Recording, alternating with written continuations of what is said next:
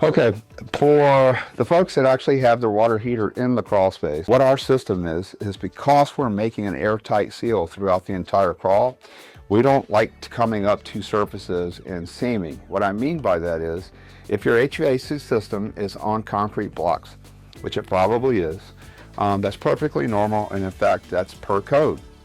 What we do is we will remove the blocks and install what we call a unistrut and all thread. We're literally hanging that system off, hanging the full HVAC system from the floor, so that now we've got a clear open space underneath that HVAC system to run solid membrane, so that we're cutting down on seams and any chance of air leakage.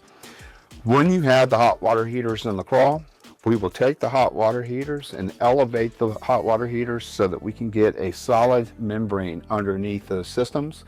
Any chance that we can get to make certain that no air or moisture can get from the ground through this membrane to the home, we're going to make sure that's taken care of as well.